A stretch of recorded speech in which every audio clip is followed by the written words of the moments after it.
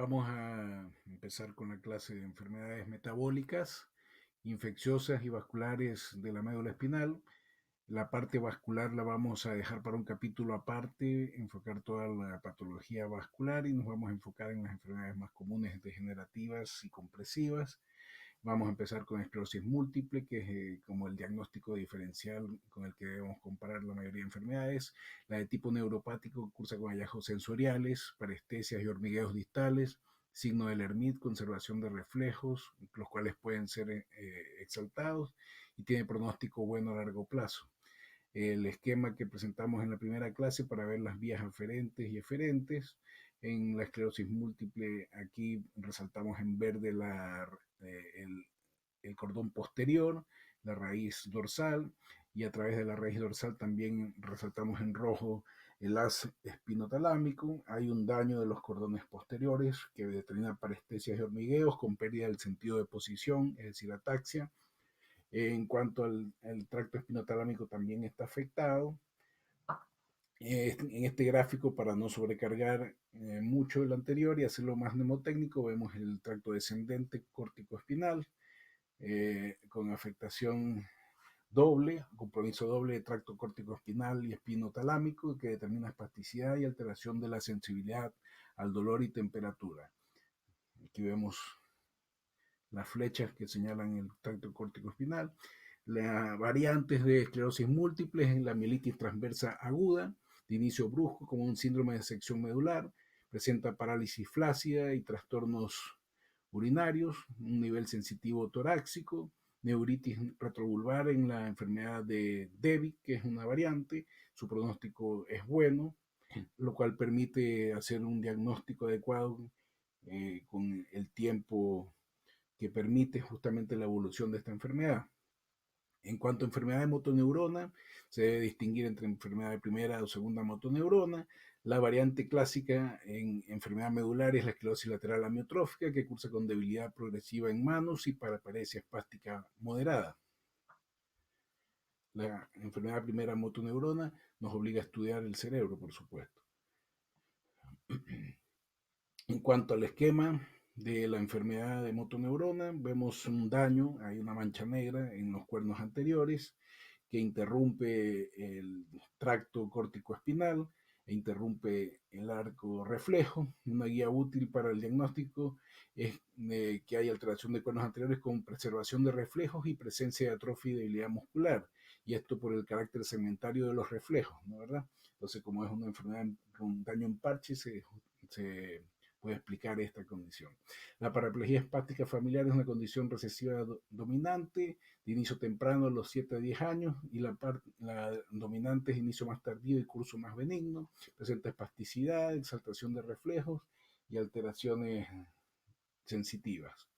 La ataxia de Friedrich se caracteriza por atrofia de las vías espinocerebelosas, es una enfermedad familiar con incidencia de 1 en 100.000, inicio temprano entre los 8 y 16 años, se caracteriza por pie arqueado, dedos en martillo, escoliosis, disartria, nistagmus, degeneración de nervios periféricos, arreflexia y trastornos motores. En el esquema vemos nuevamente en púrpura el tracto córtico-espinal, degeneración del tracto córtico-espinal, daño de los cordones posteriores. Aquí vemos en verde y en morado las raíces que entran por la raíz dorsal, unas al cordón posterior y otras al tracto espinotalámico. Hay lesión del tracto espinocerebeloso y ataxia más pérdida del sentido de posición, respuesta plantar extensora, pero ausencia de reflejos debido al daño de los nervios periféricos. Justamente ahí vimos cómo ya se unen la raíz anterior y posterior y forman el nervio periférico. En cuanto a la degeneración subaguda combinada de la médula, esta se debe a déficit de vitamina B12 metabólico, casi siempre relacionado a la presencia de anemia perniciosa, en caso de gastrectomía total, enfermedad de Crohn, infección por Diflubotrium latum en personas veganas estrictas, parestesias periféricas, arreflexia y respuestas plantares extensoras más trastornos motores graves son los hallazgos característicos. Este es el gráfico. Vemos resaltado en amarillo la vía aferente a nivel de la raíz posterior y el tracto espinotalámico, además de la alteración del tracto córtico espinal que se ve resaltado en rojo y en azul. hay daño del nervio periférico y ataxia cardíaca por pérdida sensorial, respuesta plantar extensora y pérdida de los reflejos por daño de los nervios periféricos. En Tabes dorsal, sífilis, sida, mielopatía, paraparesia espástica tropical, HTLV1 y mielopatía por radiación, los hallazgos son muy parecidos. Entonces, con este gráfico que básicamente está aplicado a lo que es Tabes dorsal, se observa alteración de las fibras que entran por la raíz posterior. En verde se observa el sitio del daño, que puede ser ganglionar o postganglionar, con alteración o degeneración secundaria de los cordones posteriores. La lesión principal afecta las fibras propioceptivas y fibras del dolor de diámetro pequeño. Esto determina un dolor severo y ataxia debido a la pérdida sensorial.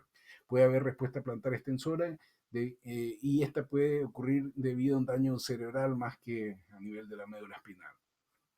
En cuanto al síndrome de compresión medular, este gráfico trata de graficar un poco la compresión progresiva, primero irritación de la raíz nerviosa por presencia de un tumor a nivel de la raíz T9, después una distorsión de la médula ya más severa que puede terminar con parálisis total de las extremidades y lógicamente un nivel sensitivo en su fase intermedia.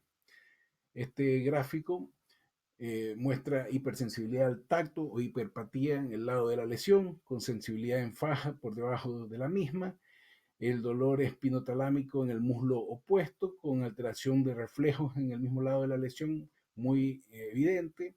Después los reflejos se alteran generalizadamente.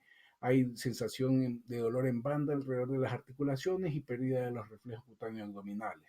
Para terminar en un estadio final de hiperreflexia y pérdida motora avanzada. La próxima clase es la médula espinal